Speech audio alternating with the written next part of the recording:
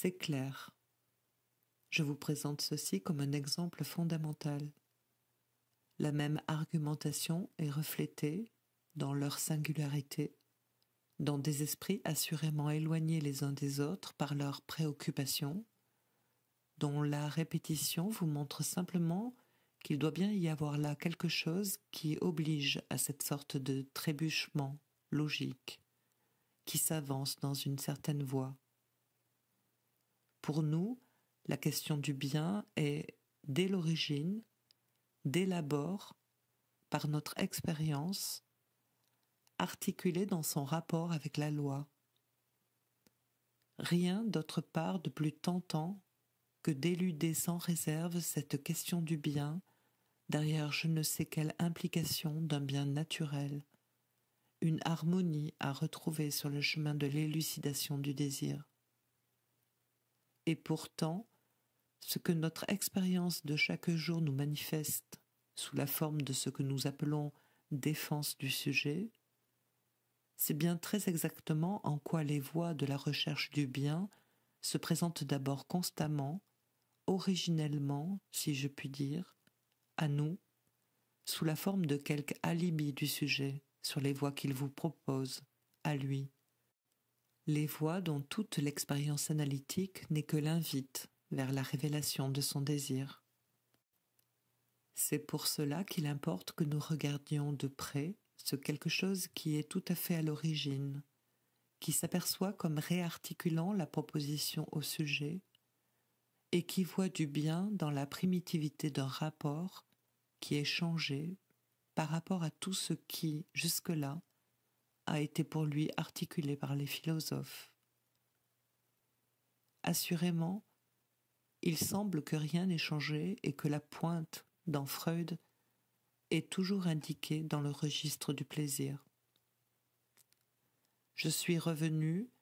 j'y ai insisté tout au long de l'année, nécessairement toute méditation sur le bien de l'homme, tout ce qui est articulé depuis l'origine de la pensée moraliste, de ceux pour qui le terme d'éthique a pris un sens, comme réflexion de l'homme sur sa condition et calcul de ses propres voies, c'est fait en fonction de l'indication, de l'index du plaisir. Tout depuis Platon, depuis Aristote certainement, à travers les stoïciens, les épicuriens, et à travers la pensée chrétienne elle-même,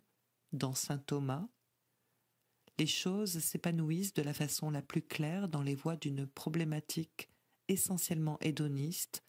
concernant cette détermination des biens. Il n'est que trop clair que tout ceci ne va pas sans entraîner d'extrêmes difficultés, qui sont les difficultés même de l'expérience, et que pour s'en tirer, tous les philosophes sont amenés à distinguer, à discerner entre non pas les vrais et les faux plaisirs, car il est impossible de faire une pareille distinction, mais entre les vrais et les faux biens que le plaisir indique. Est-ce que l'accent mis par Freud dans son articulation du principe du plaisir ne nous apporte pas quelque chose de nouveau, quelque chose d'essentiel qui nous permet précisément, à ce niveau, d'enregistrer au premier temps un gain, un bénéfice de connaissance et de clarté, sans aucun doute corrélatif, aussi bien que ce qui a pu être gagné par l'homme dans l'intervalle concernant cette problématique? Est-ce que, à y regarder de près, nous ne voyons pas dans la formulation par Freud du principe du plaisir quelque chose de foncièrement distinct de tout ce qui a, jusque-là, donné son sens au terme de plaisir? C'est là-dessus que je veux d'abord attirer votre attention. Je ne puis le faire comme il convient qu'en marquant à ce propos que la considération du principe du plaisir est inséparable, que c'est une conception véritablement dialectique de celle énoncée par Freud, du principe de réalité. mais il faut bien commencer par l'un des deux, et je veux simplement commencer par vous faire remarquer ce que Freud articule exactement dans Principe du plaisir. Observez-le se formuler, s'articuler, depuis l'Entwurf, depuis le projet pour une psychologie, d'où je vous ai fait partir cette année, dans l'articulation de l'éthique, jusqu'au dernier terme, c'est à savoir l'au-delà du principe du plaisir. La fin éclaire le commencement, mais déjà vous pouvez voir dans l'Entwurf le point nerveux sur lequel je désire un instant vous retenir. Sans doute, apparemment, le plaisir, pour autant que c'est par sa fonction que vont s'organiser pour le psychisme du sujet les réactions finales, sans doute le plaisir s'articule-t-il sur les présupposés d'une satisfaction et c'est poussé par un manque qui est de l'ordre du besoin que le sujet s'engage d'enserrer, jusqu'à faire surgir une perception identique à celle qui, la première fois, a donné sa satisfaction. Et bien sûr, justement, la référence la plus simple et la plus crue au principe de réalité, c'est à savoir qu'on trouve sa satisfaction dans les chemins qui l'ont déjà procuré. Mais regardez-y de plus près. Est-ce bien cela, seulement, que dit Freud? Certes pas. Dès le début, vous voyez l'économie de ce qu'il appelle investissement libidinal, et c'est en cela qu'est l'originalité de l'Entwurf, en quelque chose qui est l'organisation des frayages qui vont commander les répartitions des dits investissements, d'une façon telle qu'un certain niveau ne soit pas dépassé, au-delà duquel l'excitation pour le sujet serait insupportable. C'est dans l'introduction, dans l'économie de cette fonction d'effrayage qu'est l'amorce de quelque chose qui, à mesure que la pensée de Freud, en tant que la pensée de Freud est basée sur son expérience, à mesure que la pensée de Freud se développera, prendra de plus en plus d'importance. On m'a reproché d'avoir dit à un moment que toute notre expérience, je veux dire celle que nous sommes en mesure de diriger, le plan dans lequel nous nous déplaçons, prend, du point de vue de l'histoire, de l'éthique, sa valeur exemplaire de ce que, aurais-je dit, nous ne mettons aucun accent sur l'habitude, que nous sommes à l'opposé de ce registre qui est de l'ordre de l'apport au comportement humain en fonction d'un perfectionnement de dressage. L'on m'a opposé à ce propos précisément cette notion de frayage. Opposition que je rejette en ce sens que ce qui me semble caractériser la position, l'articulation qui joue dans Freud, ce recours au frayage n'a rien à voir avec la fonction de l'habitude, telle qu'elle est définie dans la pensée de l'éthos, de l'apprentissage. Il ne s'agit point dans Freud de l'empreinte en tant que créatrice, mais du plaisir engendré par le fonctionnement de ces frayages. Le nerf du principe du plaisir dans Freud, tel qu'il prendra dans la suite son articulation pleine, se situe là encore au niveau de la subjectivité. Le frayage n'est point un effet mécanique. Il est invoqué comme plaisir de la facilité. Il sera repris comme plaisir de la répétition. La répétition du besoin, comme quelqu'un l'a articulé, ne joue dans la pensée, dans la psychologie freudienne, que comme occasion de quelque chose qui s'appelle besoin de répétition, et plus exactement de pulsion de répétition. Le nerf de la pensée freudienne, tel que nous avons affaire à lui à chaque instant, tel qu'en tant qu'analyste nous le mettons effectivement en jeu, que nous assistions ou que nous n'assistions pas au séminaire, et en ceci que dans Freud la fonction de la mémoire comme telle, la remémoration fondamentale de tous les phénomènes auxquels nous avons affaire, est à proprement parler, et c'est le moins qu'on puisse dire, rivale comme telle des satisfactions qu'elle est chargée d'assurer.